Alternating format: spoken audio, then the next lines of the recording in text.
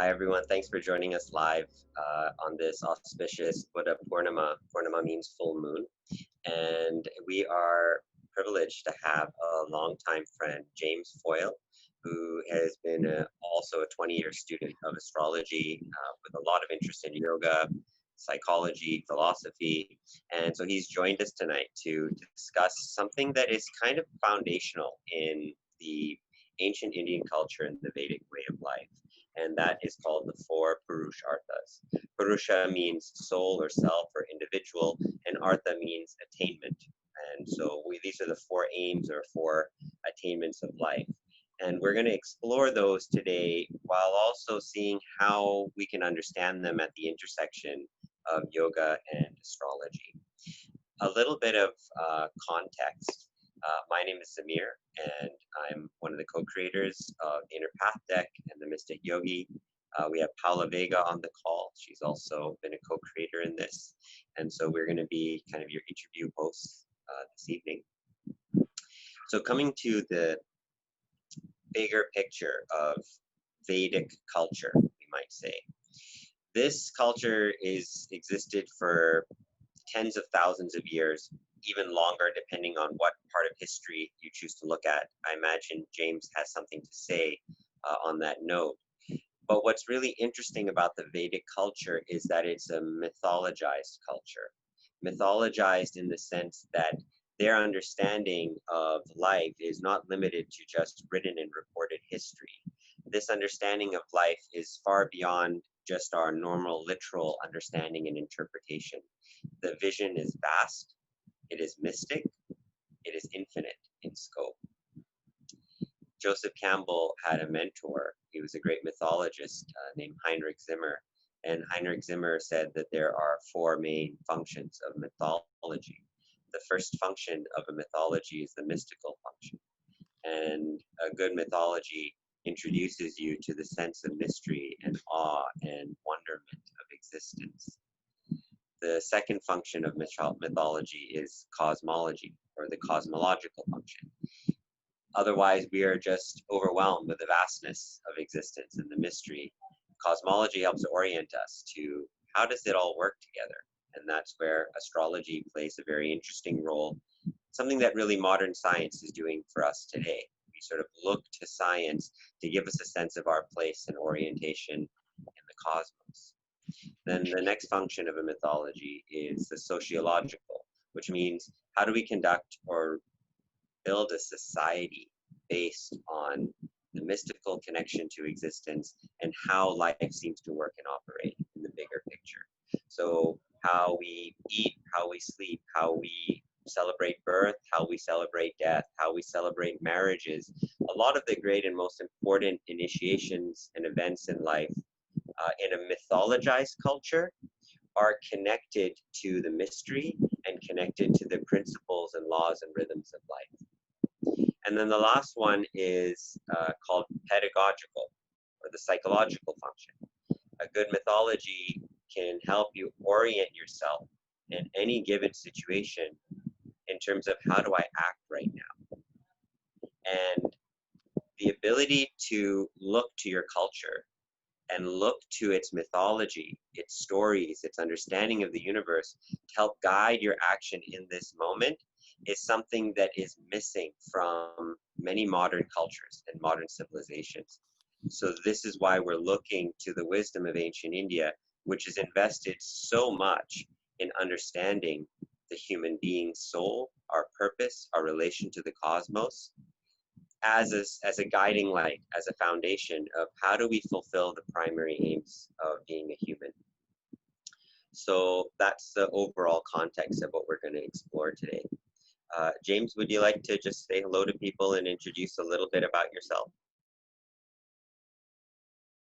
I've been studying astrology, as Zamir kind of referred to there, for quite a long time, but specifically interested in like science and psychology and stuff like that, and trying to link them all together. And having researched it for so long, seeing all the connections between the different modalities of ancient Vedic culture specifically, and how they were kind of all intertwined into the mythology of astrology, but also like the science of it and the science of astronomy as well.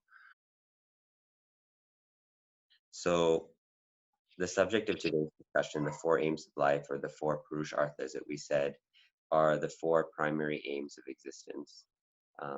One thing unique about Indian culture is that they have a view that the soul is divine, that we have inherited this divinity, and manifesting this divine nature or self in life is the play of existence. And in the process of doing that, we have to overcome our, we might say, like animal nature. Right? Animal nature in the sense of the functions of nature that limit us from moving beyond and recognizing our spiritual understanding or spiritual realization. And in those four aims of life, which are kama, we might say desire or love, and I know you have different thoughts on this, and I look forward to hearing them. We have artha, which is wealth, dharma, which is duty or really our purpose, and then moksha, which is liberation. So these are sort of the four aims of life. And together, now we're going to go more into understanding how is it that, first of all, the Vedic culture came to identify these as, of all things, these are the four fundamental motivations of a human being. What is your thought on that, James? How it how it came to be as basically a central teaching, really, I guess, is the question. And I think that's one thing to put forward is that the Puruṣārthas are kind of like the kindergarten of Vedic science and astrology, and you could even say like Ayurveda and all sorts of yogas and everything. How it came to be is a mystery. You know, even yoga itself is kind of like a mystery, right? There's like one of the leading scholars, I can't remember the guy's name, talks about how like yoga as we know it kind of came out of obscurity, you know, out of like these Himalayan yogis or whatever, right? Out of the mountains. So there's we're left with kind of theories really about how it came to be. But one of the theories I like the best is that um, it came from astrologers. A lot of Vedic wisdom, in fact, I believe like the main mythologies and science itself kind of came out of interpreting patterns within constellations and positions of planets and the meanings of planets. And what I mean by that is like imagine like thousands of years of looking at the stars and the different mathematical patterns of alignments with like a circle of the zodiac, right? And the zodiac being the line that the sun travels, right? Around like through the constellations, because it's a very, very specific line.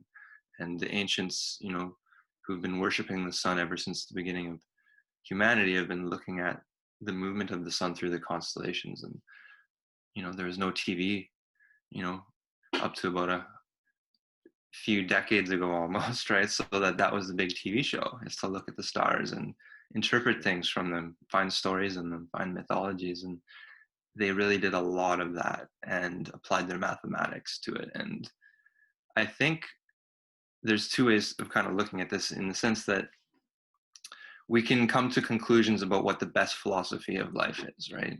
Or like what the best wisdom is to teach each other and to know how to be a human in the most harmonious way, right? But then there's also like people who look to the universe for messages on how to do that.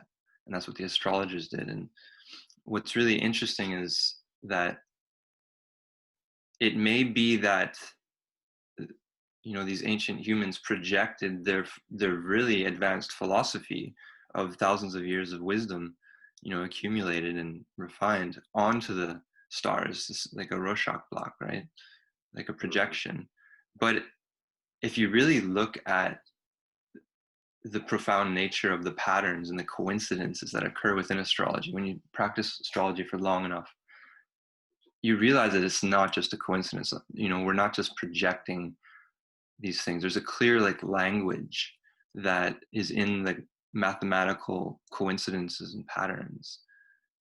Um, and many scientists, of course, like disagree with this or like want evidence, but the fact is you have to spend a long time looking at these patterns in the stars to notice that there is like this language of mathematics and metaphor that's really embedded in it. It's undeniable. So, I consider myself a pretty rational guy, and looking at the stars and the planets and looking at astrology for so long, it's undeniable that there's something being spoken from nature to us, right? so that's it. That's really interesting you say that, because for those who are watching that consider themselves very quote unquote, scientific or rational, astrology is sort of seen as a pseudoscience in sort of Western culture, right? Yeah. Whereas in India or in the Vedic culture, it wasn't seen as a pseudoscience. So two things for you. One is that because they were lacking certain gaps that were filled from modern scientific exploration and discovery, one.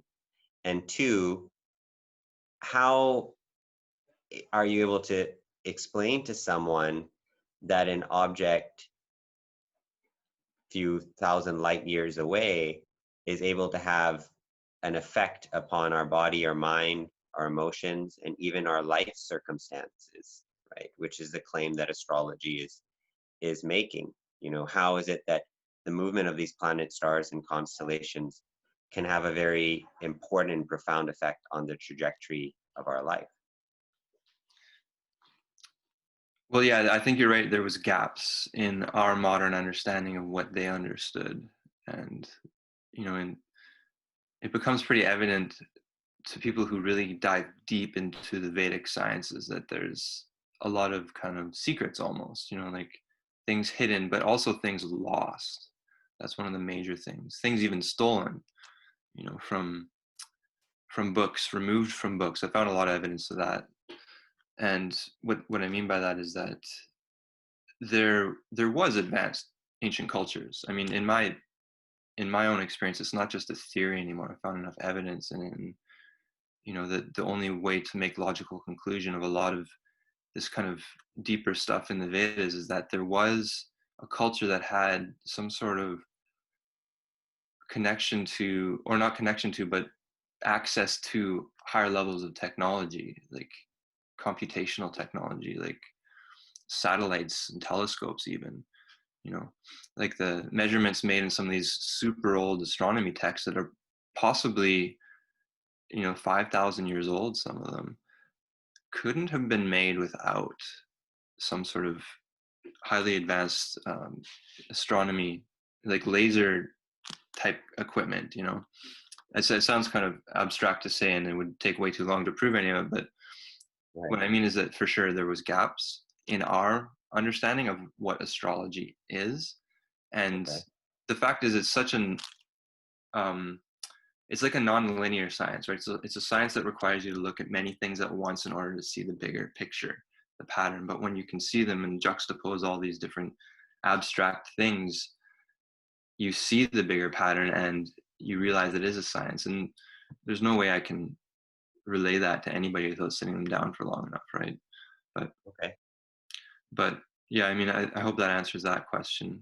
I truly believe, and I mean, I could be wrong, but um, yeah, there's the reason it's a pseudoscience to modern science is because they're very linear thinking. They're very like, they want proof right here, right now, but a lot of that proof has been removed, first of all, and second of all, it takes a really quiet, considerate mind to see like these larger patterns, right? You can't just look at one planet, for instance. Like often these scientists who criticize astrology say, okay, so if Mars is good or bad, it should be good or bad for everybody based on its position.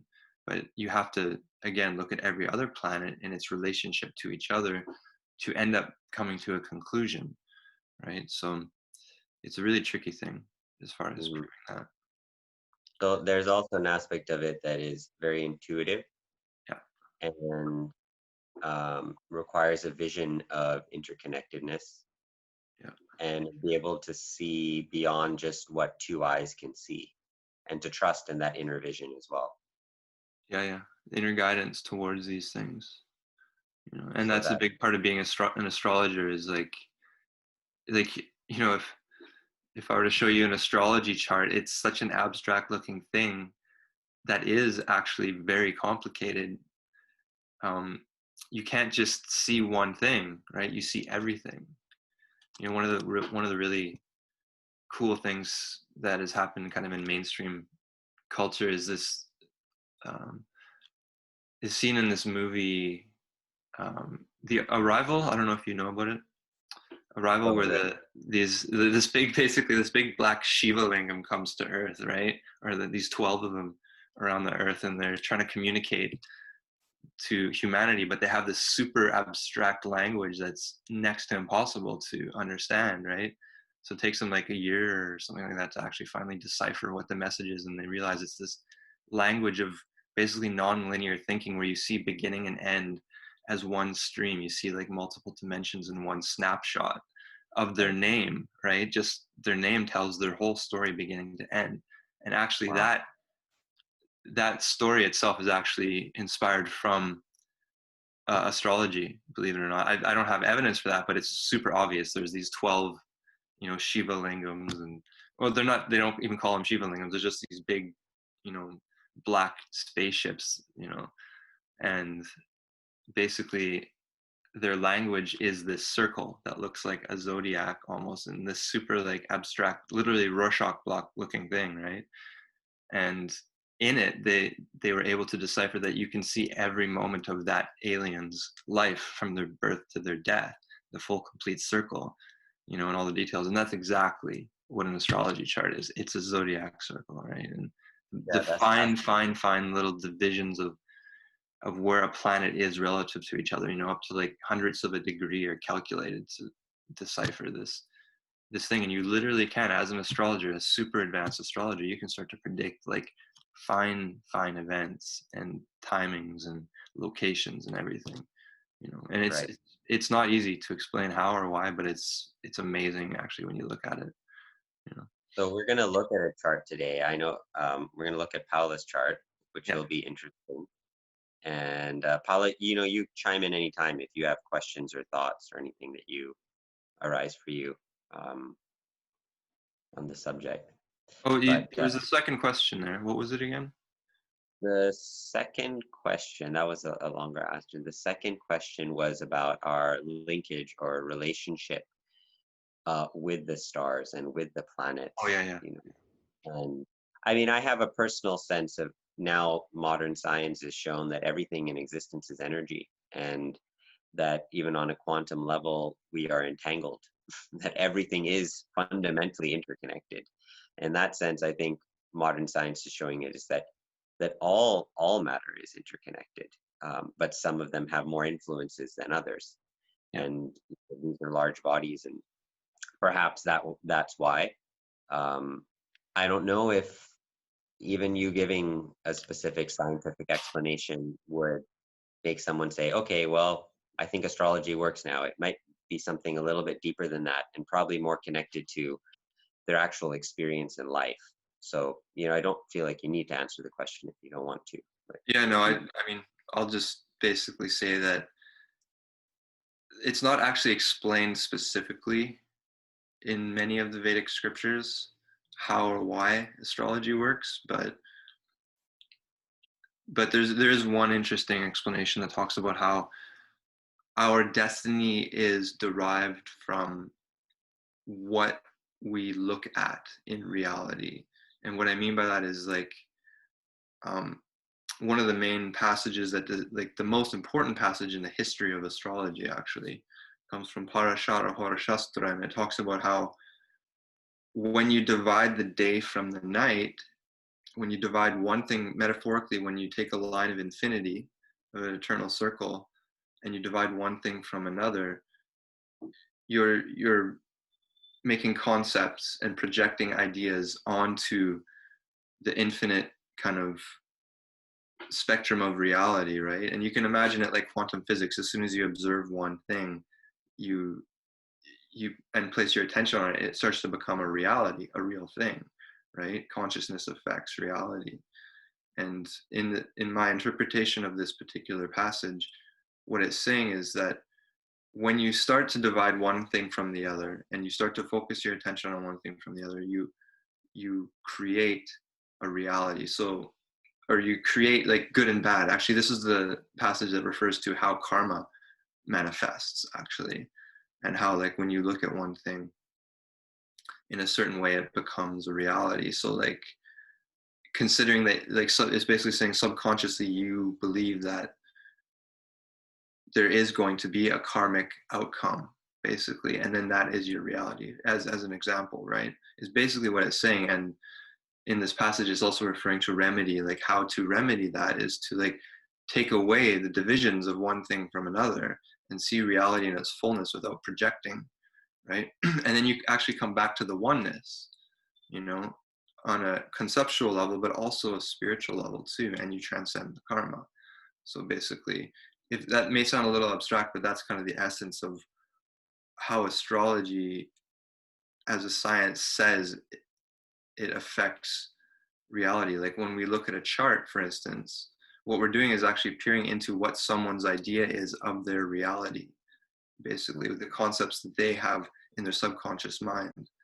And as you as you notice what someone's projecting, the astrologer's kind of remedial approach is to, like, just objectify, oh, you're looking at this way, but actually everything is infinite, right? Is one of the most basic ways of talking about how Yeah, that's you're creating profound.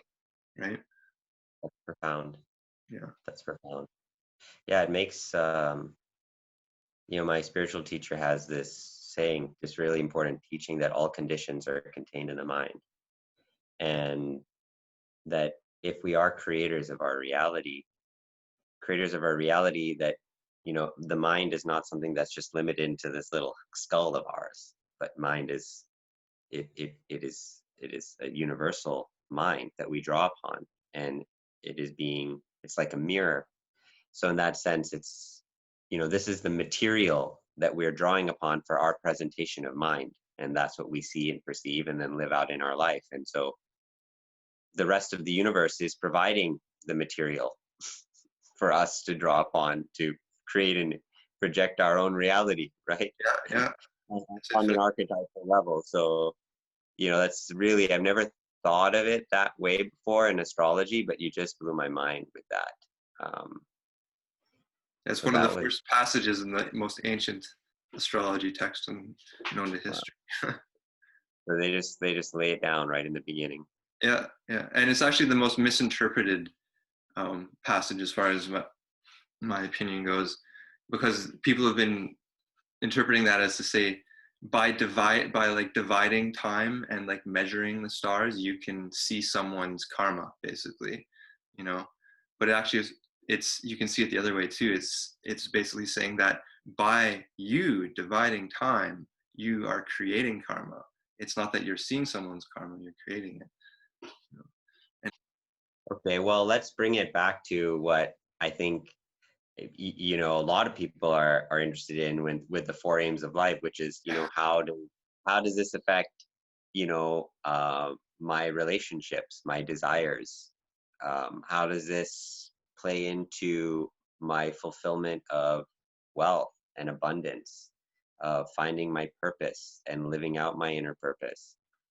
okay, well, first I'll give an overview of my idea about the Puruṣārtha and their value to spiritual science and life and stuff. Um, I, in a previous call with you two, I was talking about the Chaturapaya, which is the four remedies, basically, or the four approaches to life. And actually, what's interesting is Chaturapaya actually is more accurately related to the concept of four aims than Puruṣārtha actually is, if you kind of look at the Sanskrit word. And Puruṣārtha is more like, artha is like what's valuable, right? It's what is what is needed for physical sustenance, basically, more than, because artha again is one of the four of them, right? But the reason artha is used in this concept, I believe, is because artha is more referring to value, but value also which takes a little bit of work to accomplish, right? It takes a little bit of stress. You got to face the stress a little bit. The physical kind of boundaries, you got to kind of go against them, like earth, right? The earth element. And Purusha is more like human, right? Or man, basically. So it's like basically the Purusha Artha and, you know, Kama Moksha Artha Dhamma are basically talking about the things that are valuable, like almost like pillars, right? To life itself. And you have to have these four pillars in order to maintain your life. And in contrast, Katurapaya, which is not very well known, not commonly enough, certainly, as far as its role and importance in ancient Vedic culture. Katurapaya, four remedies. If I say this word again, Katurapaya, it means four remedies. As specifically, you know, and to give context to Puruṣārtha, Katura means four, or Katu, and Artha, or sorry, and Upaya means more like approach, you know, so like that's closer to the word aim than Artha is, for instance, right? And Upaya is also mean like in a Buddhist sense, they often refer to it as like skillful means or skillful ways of achieving something, right? And but more specifically, it means to like approach, but approach something in a high way, like going upwards, like upa, right? And so basically, if we can understand those, the Katurapaya and their role in ancient Vedic culture, we can get a more deeper sense, and then realize and then contextualize it to astrology too, where the basic principle of an astrologer is to find upaya, to find remedy, right? They look at an astrology chart and they find remedy, and upaya is the word used for this. What the approach is that that person needs to do because their planet is in a particular challenging condition, for instance, right? And so to give a basic rundown of Chaturapaya and its relationship to the Vedas, I could go into like a mythological story, that'd be fun, but I'll just kind of try to be as brief as possible with it. So the four remedies are steps, and they're also related to steps of growth and development as well as healing, basically. And they're kind of like the most basic common sense steps to life itself. And it's basically they're related to like a multiple spectrum of different words in Sanskrit. Specifically the tattvas or the elements or the bhutas, whatever you want to call them. And the four elements, earth, wind, air, fire, you know, they're specifically connected to these, but not directly connected, right? They're kind of metaphors to each other. But the idea is it begins kind of with water and then earth and then fire and then air, right? But what's really important about understanding not only the Puruṣārtha but the four upayas too is that there's a fifth element, which is space, akash, right? And what's interesting about that is that they don't fit into the upayas specifically, but it's almost as if this is one of the things that was stolen from Vedic culture, like the space was taken out of the Chaturapaya. I mean, this is just my way of looking at it, but it's a useful way. And I can also relate that to a specific story in astrology and the history of astrology, of Vedic astrology, and how things were actually taken out in order to not cause too much problems in the world. And I'll give the example of Krishna and Mahabharata, and how he took Abjita, which was a nakshatra, one of the 27 stars that are super important to ancient Vedic astrology and cosmology and stuff like that. And Abjita was the pole star 12,000 years ago, or no, sorry, 14,000 years ago, basically. And the story is that Krishna took it out of the sky and put it in his hat to bring it down to earth during the dark ages. But the reason he took it out of the sky is because Abjita means like basically success, basically. And it's the key to success. So the key to success was taken out of the astrology and put in Krishna's hat in some way, and then to make a long story short, the reason he did that was to stop the bad guys from winning, because if they were able to know the secret to success, the bad guys would win, right? So this secret was taken away. But what's interesting about Abjita is that it being the pole star, it represents the motionless center, right? And you can think of it like your focus being in your center, and being essentially in consciousness, an unmoving thing that consciousness is, right? Everything else in the world moves, just like the planets move around the zodiac. But in the center of it, the stories go, there's this kind of this sutradhara, or string holder, that's holding the planets as they go around, right?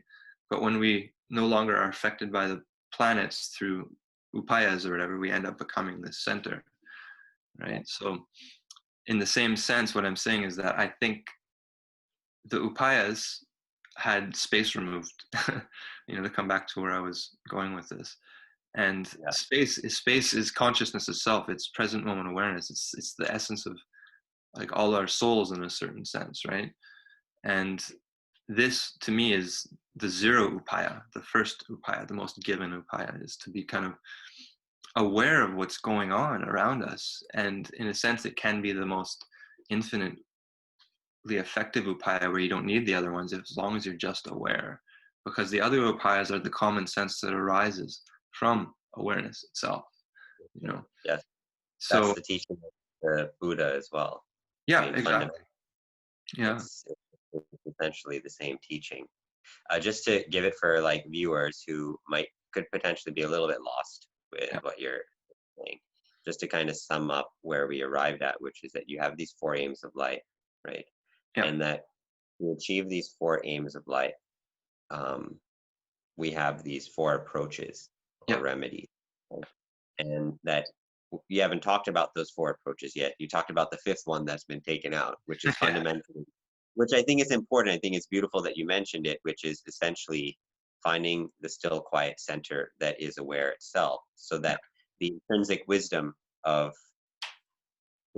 basic wisdom, as the Buddha would say, the wisdom mind will reveal the right means for the moment, right? So we don't need to memorize it if we're connected to that inner place. But in the absence of that, we have these four other approaches yeah, that help us understand what is the right way for us to attain that aim or attain that fulfillment. And if we use the wrong remedy or the wrong approach in the fulfillment of the aim, then not only do we if we do fulfill the aim, we create suffering for ourselves or others, or we're unsuccessful in the fulfillment of our aim. yeah. And there's an imbalance personally and collectively in the process. So it's important to know what these remedies are. Yeah, absolutely. And I think even though we can know so much by going inside, we need, just like we need language, we need concepts that keep us kind of on track. So So what are the four yeah, remedies? yeah. So first of all, the reason why I was emphasizing the space element um, was to set the stage, right? Because space is the stage, where all these things exist. All the other four elements exist within space itself. Um, and what we begin to notice, when we're conscious, is that the best way to approach anything is to just ask for it. If there's a situation in the world that we don't like, or that is causing us suffering or causing someone else suffering, right? The first thing to do, and it's funny that almost the least likely thing that ends up happening in our world is to just ask nicely for Right. it to not happen anymore, right? And that's saman. This is the word for the first upaya, is saman energy. And sama, means balance. You know, so that's to give a visual for that. Imagine Krishna, you know, baby Krishna, just getting away with anything, being able to do anything when he was a baby, right? And because he was just so sweet. And that's another way that this first upaya is interpreted, is it's about sweet words, just using your sweetness, your excitement and your joy and your humor to just get everything that you want. And I think the concept of Krishna is meant to give us an image of that, of how to just achieve anything. I was saying Abhijita was taken and put in his hat, right? He's successful at everything, basically, with a thought he can manifest things, right?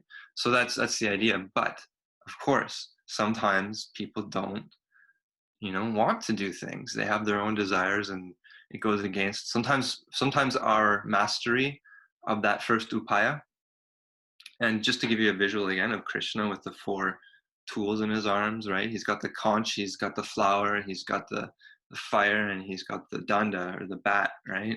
So the sweetness is associated with the conch itself, the sweet sound, right? But it's not necessarily a sweet sound. It's like a very powerful sound, right? When you hear a conch being played, it's like everyone pays attention, right? So that's that's another thing about the first upaya, is that's what really gets people's attention. When you give, when you have this joy, and when you're just like, if someone is laughing like crazy, they're just in joyful laughter, people pay attention, right? People give respect. That's People, the idea of the conch, that in a way, conch is, it's an instrument that calls. So it's a way that you call what you want towards you, rather than having to go out and make it happen in that way. absolutely, yeah, that's a very good point. Yeah. It calls it. Yeah, so, but because, of our karmas, because of our traumas in life, because our parents taught us to use perhaps the danda before asking nicely to change, because they got angry at us first before asking us to do things, we have these imprints. You could translate, if you use a word in Sanskrit, say it in English, people know. Yeah, oh, sorry, danda, I meant bat. Or wooden spoon. In Western culture, it was a common thing, or at least in my family, Anyway, our parents were stressed out, right? So they didn't have time to be sweet and stuff. Their grandparents went through wars and stuff like that, and their grandparents, went through starvation and whatever, right? So they're not ready to laugh. But the idea is that, so we have the first upaya. It doesn't work because we're not masters of it, right? We haven't been taught how to use it properly, basically, right? And so sometimes, because there may be darkness around us, we have to go to the second upaya, which is to use our intelligence to find alternative means. And the second, so basically the first one was called saman, that's the first upaya. The second upaya is called dana, and it's fair, a lot of people know this word already in spiritual traditions. And dana is offering, basically, but it's also related to the earth element. Astrologically, it's related to the planet Mercury and the sun, basically. But what essentially it is, it's not just one thing, it's many things, right? But essentially it's alternative means, such as offering like an intelligent alternative to what that person is doing that we wish them not to do, for instance, right? That we tried to ask sweetly what they're not doing. So we might explain why, like to a child, you may ask them to that too much sugar is not good for you. Please don't do that, right? You ask them sweetly and they're like, no, I want it. And then you explain, well, it might, cause your teeth to rot or whatever, whatever thing. I mean, that's too fearful. That's not quite dana. Dana is more, still sweeter than the other things. So dana is like an explanation why it's unhealthy for you or something. It's not going to make you feel good, right? Or you got to give an explanation of why that they can understand. Children usually can't, and so the other form of dana that you can use is basically like a sense of marvel at the other option. Like you have, if the sugar isn't good, but then you begin to go, wow, look at this broccoli, right? It's amazing, that type of thing, right? So if you go into that type of thing, that's another aspect of dana, is marvel. And when I say marvel, I'm referring to this emotional association of planets to emotions, basically, from the ancient traditions. And so Mercury is intelligence and the sun is marvel. Mercury is like the heroic kind of like focus of like knowing exactly what to do in such an intelligent way, or like finding a skillful way of dealing with something. And then the sun is just like the brilliance and the marvel, like wow, so these emotions can are part of this too, right? So the sun is like giving the marvel to that thing, like wow, it's amazing, like the broccoli is great. And then you can, because you're really good at that instrument, right, which is the flower again in Vishnu's hand, the pushpa in Sanskrit as it's called. The dana is related to that, or the earth element. And that's the beauty of the flower, right? That, but also like the brilliance and intelligence of that flower too, like the way it kind of grows and forks off into brilliant ways, towards the sun. The dana is the earth, is the artha, right?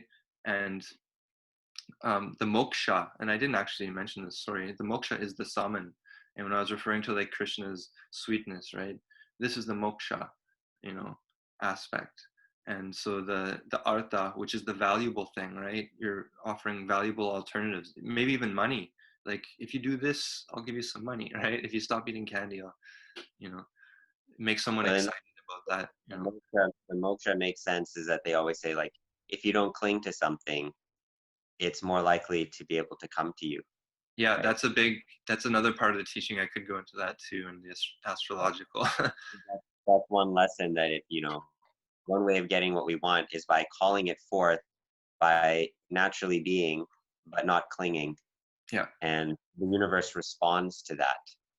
Yeah, a really quick connection to astrology there is that Venus is excitement, you know, and sweetness. Sukra is actually the Sanskrit word, and I'm probably not pronouncing it right, but that's the origin of the word sugar, basically. The etymology goes back to like the planet Venus, Sukra. And then the other planet associated with this limb of the Puruṣārthas and the Upayas is the moon, which represents humor and contentment. And the idea is that when you can bring the moon within, right, that contentment within, then you become a master of the upaya, right? When you have that humor within you, that contentness within you, then you become the master of the upaya. And the same applies to each of the upayas.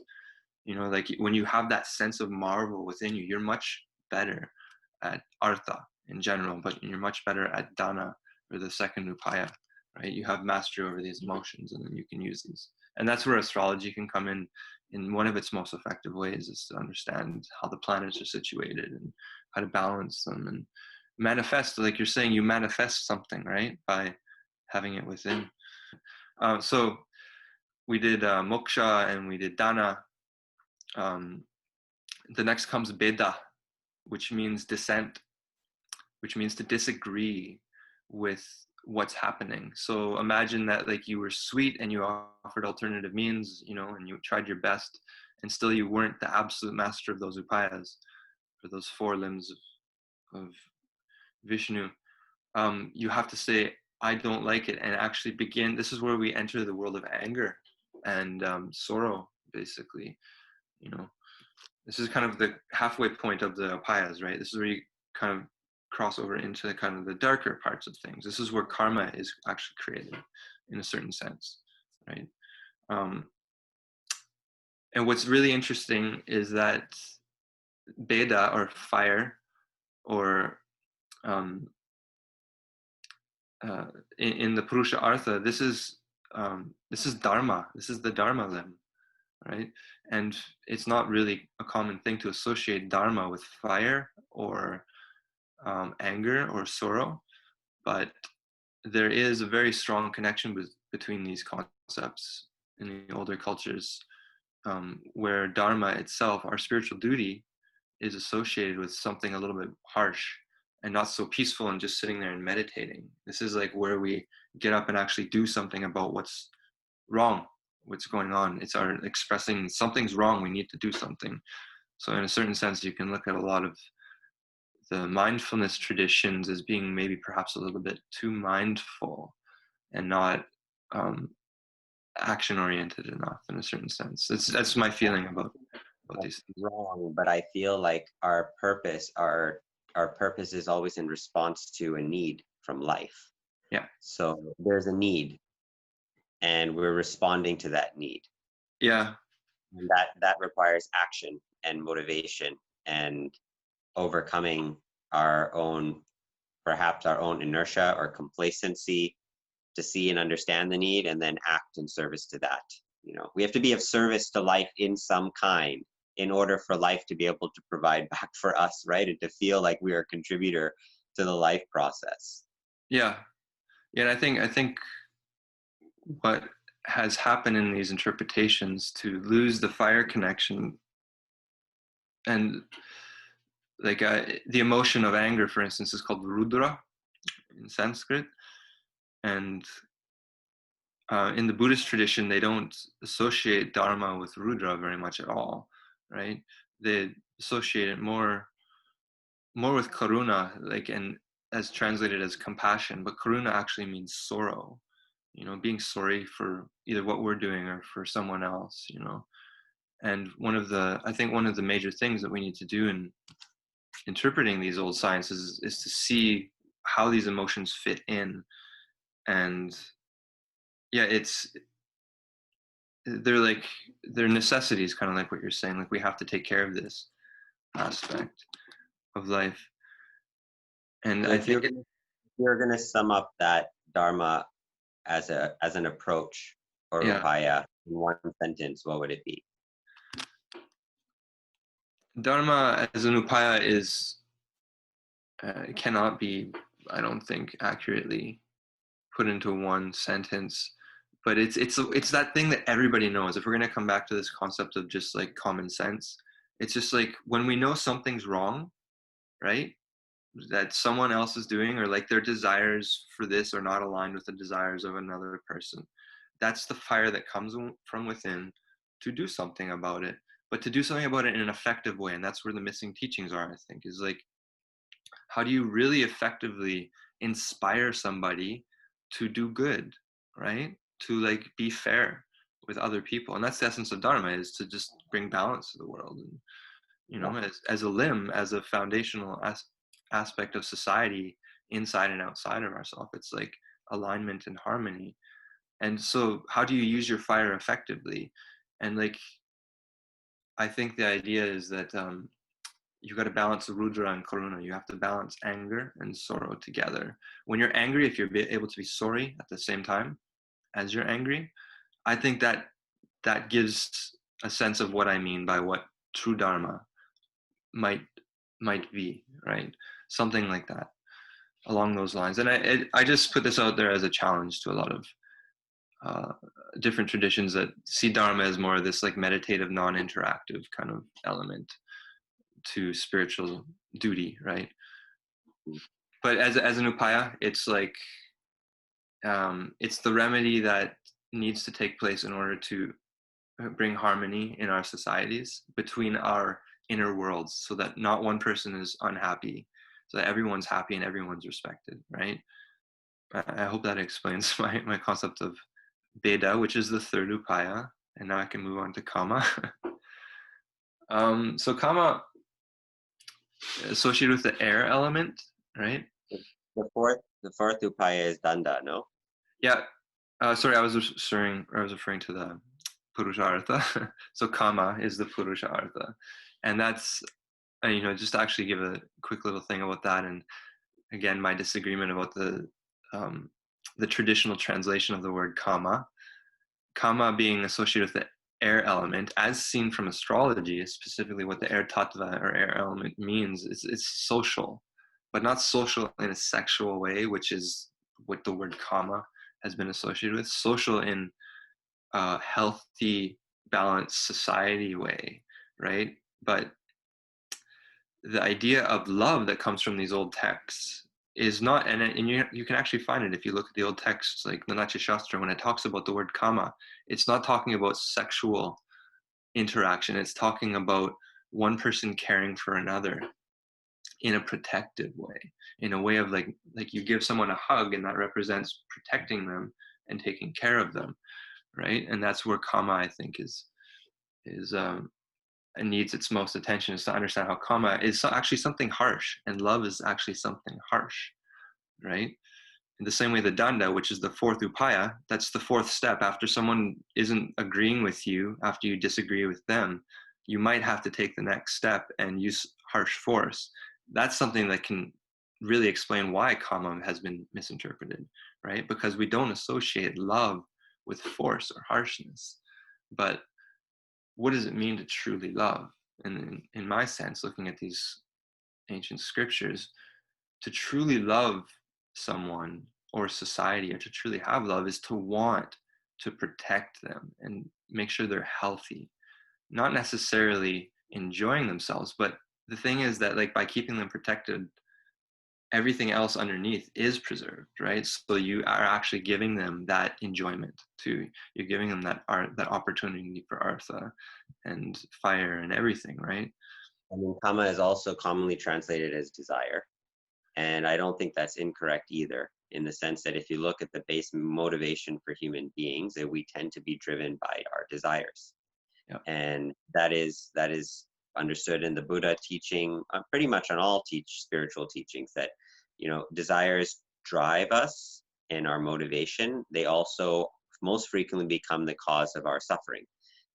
We tend to, in the fulfillment of our desires, act out in ways where we get a stick from life to teach us this is the right way to pursue a desire, or this is the right desire to pursue, or the wrong desire to pursue.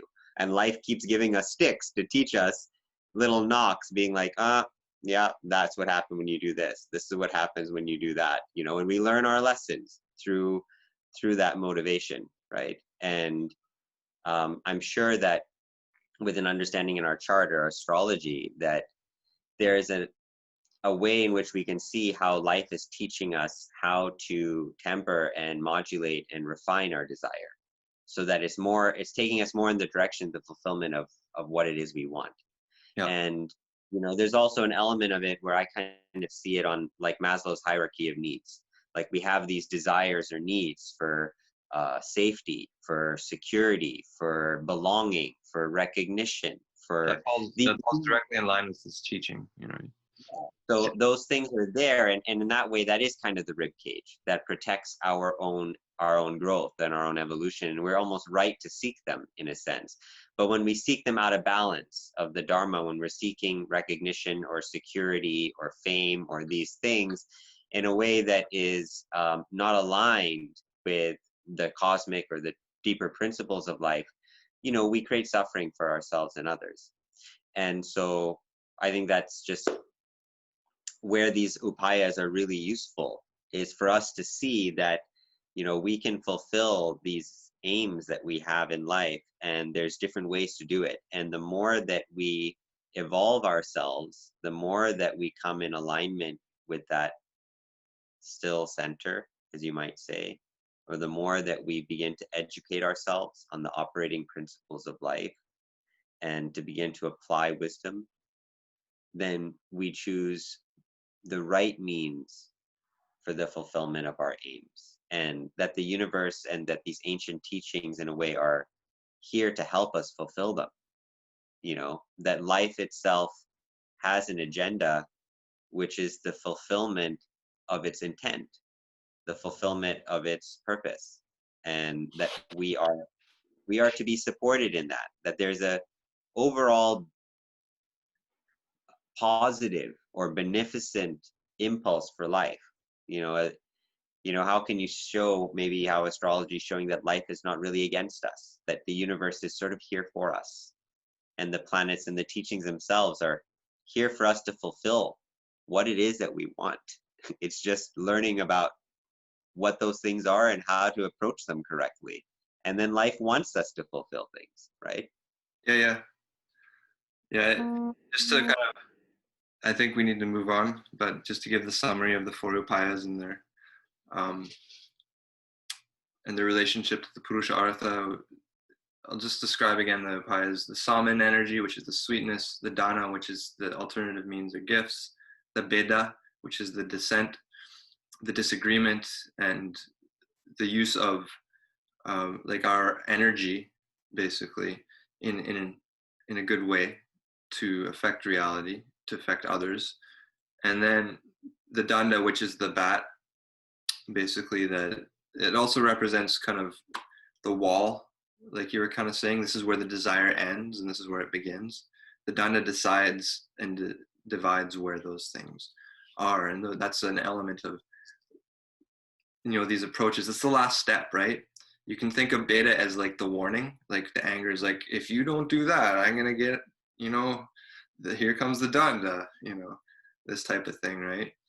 So as the boundary, it represents like natural limits of growth too, right? This is why the upayas and the Puruṣārthas relate to like the entire universe and every atom and every direction of growth, is that there's a boundary to energy, right? In order to create a coherent reality for us to experience. So that danda represents the edge of that.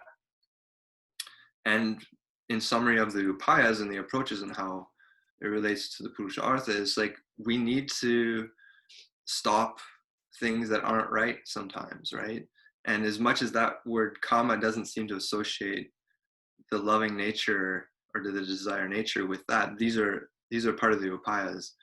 And I think one way to understand and integrate the idea of what you were saying about desire, and to add on top of what I was saying about the love, the harsh love, you know, harshly wanting to protect somebody, that impulse, is that desire in its relationship to the Puruṣārtha and the elements and the upayas relates to, like, let's say the chakra impulses. And the true nature of every one of these impulses, you know, these four basic impulses, to protect, to like get angry or whatever, and to find alternative means, it's all desire. I mean, but desire in the sense of excitement, right? And once we can understand the goal of each one of these upayas, what the central kind of emotion is that's behind the impulse, the desire to have this thing, right, out there, once we can understand each of them, and then we bring that thing inside of us, we become the master of this, you know, particular instrument or upaya. What I'm saying is that the desire that you're talking about is found in the fact that each of these can be an exciting experience in their healthy manifestation, right? Sometimes we do need to protect ourselves from dangers out there.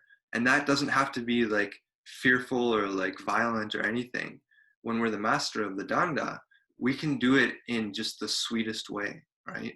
We can do it in the most efficient and effective way that someone else will like respect the danda, right? And they won't go past the edge of the danda when we're the master of it. I think that's a really valuable input, and it also connects to something we spoke about before the call, which was looking at the influence of this particular moon and about its relationship to trauma and our emotional states, Yeah. and the healing of that. I know where I'm at right now. I'm, you know, in a family environment where I see children that are in a situation that, you know, their parents are reacting out of their trauma, and they're bringing that stick down hard again and again, especially now with the energies of this moon. And, you know, when it's out of balance, it's, you know, that we tend to go to those lower upayas because of the trauma that's happened to us, and then we get stuck in these ways of acting that have negative consequences in all areas of our life. And I see these people are doing it in the way that they approach their purpose, in the way that they approach the attainment of their wealth. I mean, it's the same kind of traumatic approach that seems to be happening. And why is that the case? And, you know, how is this moon speaking to that for us now? Okay, so I'll just quickly go over the Scorpio moon thing, what's happening. First of all, in Vedic astrology, the actual peak of the full moon didn't happen in Scorpio per se.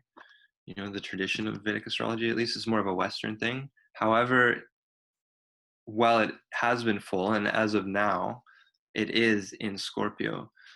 The most important part as far as Vedic astrology goes is that it's in a nakshatra, which is one of the 27 houses of the moon, where the zodiac signs are the houses of the sun. Uh, the moon right now, as it went full in these last couple days, was in this nakshatra called Vishaka, and this particular nakshatra defines the energy to me of the moment a little bit better than Scorpio itself. But Vishaka is in Scorpio, so they're connected, right? They're um, they're kind of deeper layers of each other in one sense. So from the Scorpio perspective, um, it's definitely something deep, like deep as far as related to emotions specifically. And um, I was thinking about this last night about how Scorpio being ruled by Mars um, defines a lot of what it means to have a healthy Scorpio, or to bring light, like a full moon light. Full moon having to do with emotions too, right? And the fullness of it having to do with bringing light and awareness to emotions, right? So full moon in Scorpio is bringing light to the darker depths of the emotions. And as it does that, it's revealing what we need in order to deal with the harshness, right? I mean, to me, in my own experience, it's revealed to me like how Mars, which rules Scorpio, is needed. Like a little bit of kind of fierce energy is needed to like deal with the the demons around us, or whatever you want to call it, the shadows and stuff like that, right? And so this is, to me, these things are coming to surface in order for us to deal with them and understand them a little bit better, Mm. and how like how we can deal with things in an effective way. For instance, if we're really hurt, or if we have deep trauma, how best do we get out of it? And I think what you see in the majority of situations where people are healing from trauma is that they really need to kind of develop their own self-respect. And the word Rudra really applies, Rudra meaning anger in Sanskrit. Rudra really applies to this. Mars, again, ruling Scorpio. And I think the metaphor is right there. Mars rules Scorpio because Scorpio becomes strongest when it has a strong, healthy Rudra, basically. People with the incapacity to get angry or like have self-respect get deep and stuck in their emotions, right? People that are able to say like, screw off, like are able to deal with those things a little bit harsher.